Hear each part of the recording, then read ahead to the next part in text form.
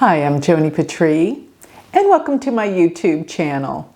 Well, today I want to talk about something that's in the news, and that is King Charles of England and what's going on with him with his health.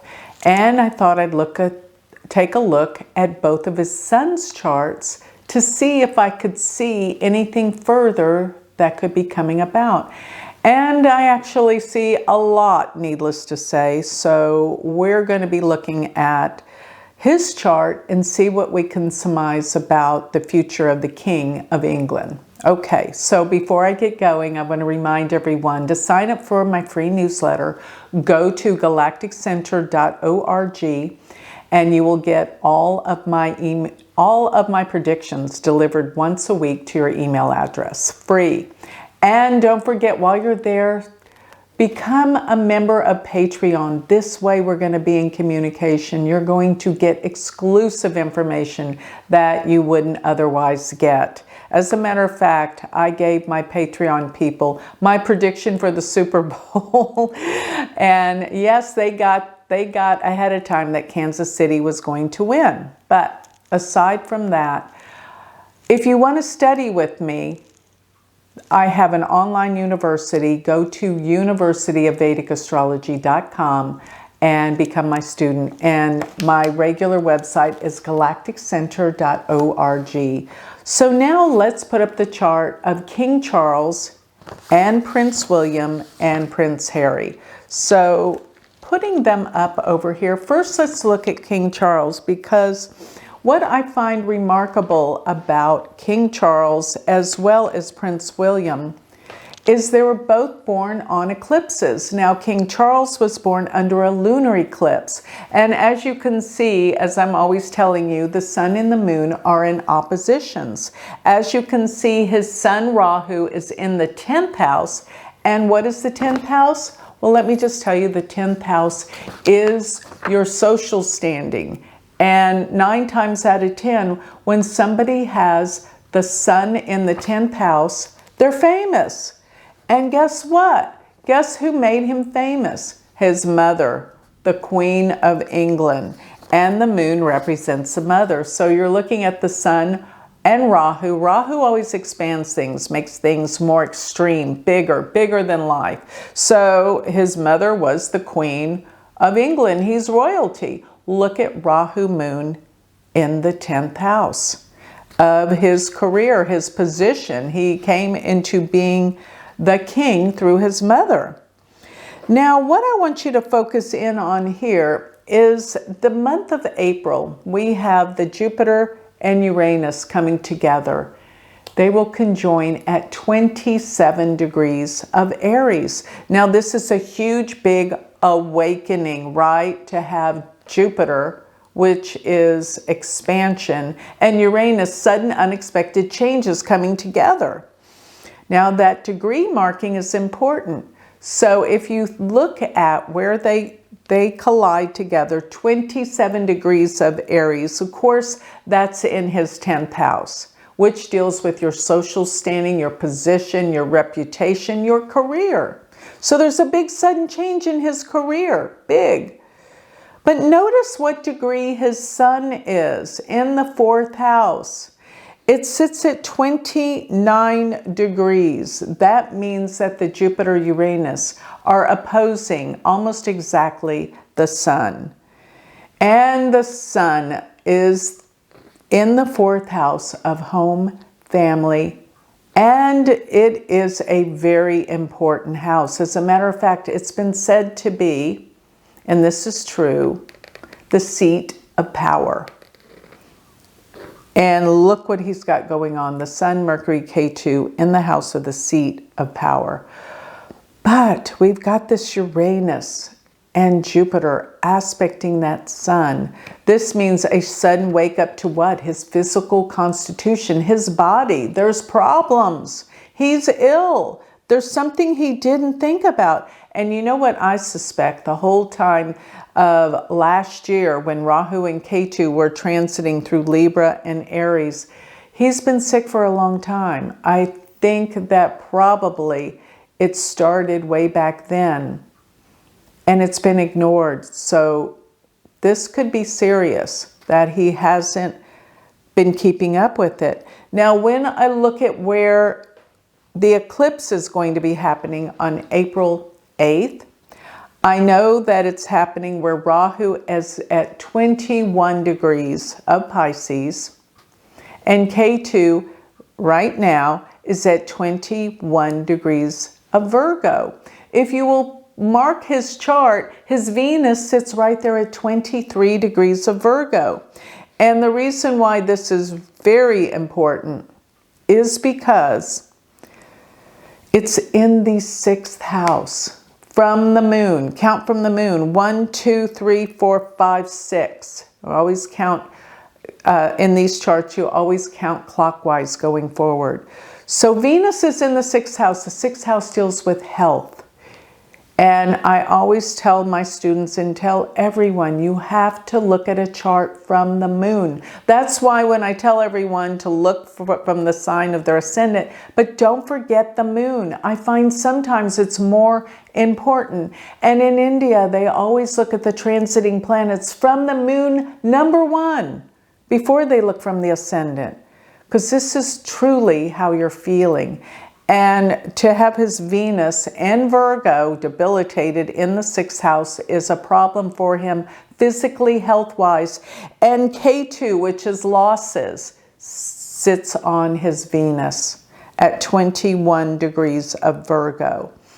Now, the reason why this is so important is because, believe it or not, Venus represents the sexual organs, and especially the external. So this is where he found the cancer with prostate cancer. This is Venus. But not only that, this is something really important. Venus is with Neptune in the 6th house from the moon. What this tells me is he's been misdiagnosed for a while. This has been there and it has not been found. Neptune hides things where you can't see what's happening. So there is a major problem going on here with him. And it's been going on for a while, so I think it's far more advanced than what they're telling us. And I don't like that Jupiter, Uranus, exactly aspecting the sun in the 4th house. Now, the sun in this chart actually rules the 2nd house, which is called a Marika house. In Vedic astrology, houses 2 and 7 are Marikas, and it means deadly. It does. It means it takes life. So, knowing that it's a Marika because it rules the 2nd house, also the planet that rules the 7th house is a Marika, Saturn. Those are Marikas for his chart. And this doesn't look good for him. Now, another thing I looked at, just to throw this out here, those of you that are in my classes know we went over his solar return chart, which was awful for this year, for the year that he's 75, just to put that out there. That was not good to see. So, but we've got to see it in the transits and the dashas. So looking at King Charles right now as we speak, till May, he is in Jupiter Sun, and the Sun is about to be pounced on by the opposition. Now you could say Jupiter's good. So maybe this means that he could get over this. This is what this could mean, because Jupiter is good. With Uranus, this is a big shock. Sometimes, though, Jupiter can deal with growths of a certain capacity, things that grow, and not always things that grow are good. But, so let's look over here at Prince William. This is what I thought was really interesting, because in Prince William's chart, he was born under a solar eclipse. Eclipses are so powerful. It's where the lights, the sun and the moon, become eclipsed by Rahu and Ketu. Rahu is a certain destiny, right? And King Charles has Rahu with the moon. His certain destiny was to be king. His family was royalty. Now looking over here at Prince William, putting up his chart, he has the sun and the moon conjunct. So he was born under a solar eclipse, where his father was born under a lunar eclipse. So when you have the sun, the moon together, and this one is with Rahu, he is destined to be royalty and a king. His father and mother were important in leading him into this position. The sun being the father, the moon being the mother. And with the moon being with Rahu, that's not a good thing. So we all know what happened to his mother. So looking at that, the eclipse energy, just knowing that, we know that he will take over one day. Now, another thing that's really important about this chart, notice that he has Mars and Saturn conjunct in Virgo. And it's in his 10th house.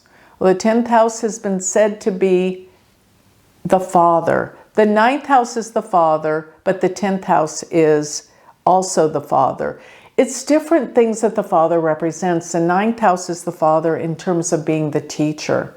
The 10th house is the father in terms of career and profession, leading into that. And that's definitely what the effect or the role that his father played in his life, because he is preparing his son to take over the lead and be king one day. Now, if you'll look at Prince William's Saturn, it sits at 21 degrees of Virgo. Does that ring a bell? That's where K2 is. Exactly. The nodes of Rahu and K2 sit at 21 degrees. Rahu at 21 Pisces and K2 at 21 Virgo. So what is K2? K2 can deal with losses, endings. It's on his Saturn in the 10th house. So I think what this can mean is his father's not going to be able to work for a while. Now, will he move on? I just get that he's going to have to take over for his father for some time. And K2 means some type of loss that he is feeling. Now, Saturn in his chart rules the 2nd and the 3rd. It is actually a Marika, but don't forget the 2nd house, I forgot to tell you, also rules family. It rules money and income, but it rules family. So Saturn rules the 2nd house of family, but is in the 10th house of his career, his social standing. K2 is on Saturn. So there's a loss in the family that causes a change in his position in the world. A big change of position. And he was born with the Saturn-Mars conjunction, which gives him tenacity, gives him will to succeed, discipline, focus. He's had hardship and difficulty with this aspect, but he'll never give up. That's one thing that I see with it also being in his 10th house is very, very, very good. So I find that to be wonderful. But still, K2 is going to cross over his Mars. It's right there. Mars is the planet that rules the 12th and the 5th. Can be some type of losses in hospitals, 12th house. 5th house, he's being put into a position where he's going to have to take charge. This is a lot going on. And this coming year, when Mars goes into Gemini in October, we're looking at some real difficult things happening for him, Prince William, in terms of his father, because Mars will transit over his sun, his moon, and his Rahu in the 7th house. This can even be some problems for his wife. I know his wife's been having some great difficulty. He's going to have a tough year. Mars in Gemini in October. Then it will rejoin in Gemini. It's going to go retrograde. It's going to go all the way into Cancer by December. Then it's going to go retrograde. And then it's going to go back into Gemini by February. There's going to be some serious things happening this year for Prince William concerning what? His father. That's what the sun rules. Mars will be on it.